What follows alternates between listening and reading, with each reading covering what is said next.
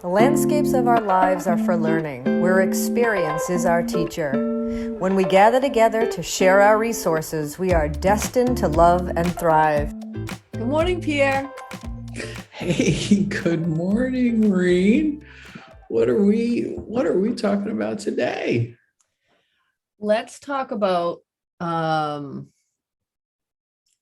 an athlete and how awesome that was as little kids. We were talking about how we have similarities, and you were saying that you have some repetitive, maybe slightly autistic I phrased it as autistic. You know, sometimes you just can't come up with the right words. It's not that. It's just that I really enjoy repetitive movements, right? You're a tennis player, back and forth, right? It's that I think there's a lot of people who find comfort in that. I know my sister loves to watch tennis. And everyone says, it's just back and forth. There's something about that rhythm and repetition that I think is therapeutic. And actually that's how we ended up having this conversation, because I was talking to you about writing down some neurosensory exercises to help clients, deal with stress. Maureen this is a good window into Maureen's life. Maureen multitasking at jury duty, writing down sensory perception notes. Yeah, go ahead. Yeah, well, I was waiting to be selected for jury duty, and I was writing down some neurosensory exercises that I use with people to heal traumatic stress. And it's relevant for everybody. Not everybody has trauma, but we've all had stress. We have stress. And so there's some exercises for expending stress and discharging kind of repressed stress and so forth. And I just thought, okay, I was obviously stressed as a kid, but I think what made me discharge my stress? And I've been an athlete my whole life, or an outdoorsy kid running around, climbing trees and rolling around and touching the mud and, banging a ball against the wall. And like you, as the tennis player, I thought, okay, that's clearly how I managed stress.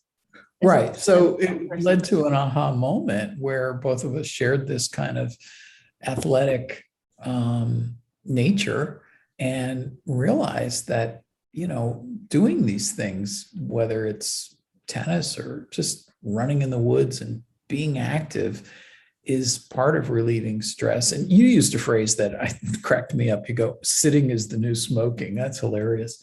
But we monitor our phones, and we don't have the active, lifestyle that we used to have. And it just being a kid and just doing things physically relieves a lot of the life, challenges that people are having these days. Right.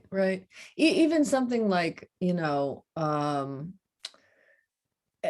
your parents having an argument, and you're 6 or 8 years old and they're in the other room, and okay, whatever. It's like, then you don't realize how much that energy is impacting you as a child, but it is.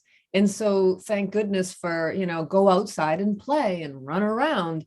And so a lot of that was all unconscious or subconscious. Now as a therapist and a yoga teacher and so forth, I'm just consciously aware now that, okay, there's names for these things. This is what was going on, unbeknownst to me as a little kid. But I think when you can teach people that, and they can wake up to, okay, you have all the resources to manage your stress and expend it, and this is how it's working, and here's some exercises. Great. You can do it on purpose now, by choice, as an adult. Right. You're studying it. They're naming it. It's got forms and things like that. And roll back the hands of time, and it was play, go outdoors, swing on a swing, slide on a slide, go on a seesaw, Oh all my God, these, yes. all these different things. Play. It's literally, so that's why I was saying to you, I was laughing. I was just like, I'm reading through all these neurosensory exercises on how to heal trauma. And I'm like, okay, this was my like childhood. This is what I did when I was a kid. This is my Like, life. hello. Yeah, I think it was my life too. I remember the arc of going back generations and decades, when work for my grandparents was more physical, and then work for my parents' generation was more professional and sitting down. And I remember back Or then, cerebral, yeah. And they had, there were discussions about, the importance of exercise. And you had John F. Kennedy, what was that fitness thing, that we all, Oh yeah. our age, did in school. And now we're just looking at the, next chapter of that, with more issues and challenges for people, because our life has, evolved even more to being, It's more electronic. convenient, right? I was going to say, add in on what you said, in addition to your grandparents, and then your parents, we're in cubes now, we're working at screens, and there's less movement and less, it's almost all left brain, cerebral focused. And then add into the conveniences of the washing machine and the vacuum cleaner and all of these different. What's a vacuum cleaner? Well, and now Amazon and delivery. And so we've eliminated so much like physical labor and movement kind of based everyday activities. We're just become so sedentary. Yeah. So I wanted to just keep this short and kind of wrap it up with this concept. We're going through all these like very complicated analyses of mind body systems. And, today's aha moment was, wow, everybody, you don't need to read about this. You just need to like remember life as a child, or just the importance of doing things. It doesn't really matter what you do when you do it with intentionality, which is kind of yoga, the intentionality of movement and being in that space, then you are at some level normal. A self Processing. healer. It's just, and that doesn't mean everybody's broken and we all have to be healed, but kind of, yeah, like that's life. Like we're all wounded to stress all the time. And it's just, this is how we live life. It's not like, oh, I have to go and fix a problem, so I'll go and find the experts. Like, stress is impacting us from the day we're born, and we do have the inbuilt resources in our organism to heal it. One of those is play, movement. Anyways, I was going to say one more thing about the yoga you said. Yeah.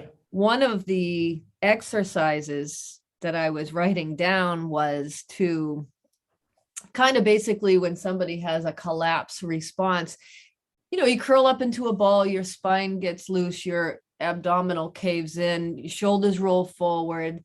Right. Think about like feeling ashamed or beat down, and you're kind of curling up into this little ball. So I was thinking about rabbit pose, right?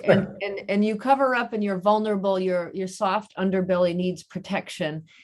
And then this sensory exercise was to allow a person to kind of completely collapse, and then slowly,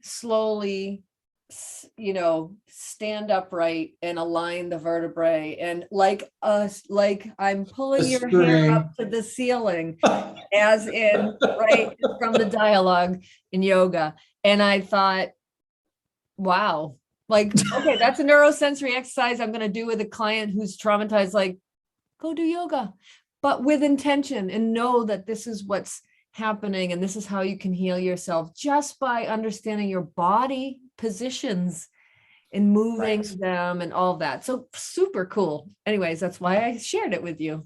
That's great. That's great. Well, So go this is play all yoga. about mind, body, and Pierre from Yoga Heals. So I guess that fits in. Yes, it does. Peace through grace. And Maureen from Landscapes for Learning. Learn to live every day and live to learn. Yeah, we love being with you guys. All right. Till next time.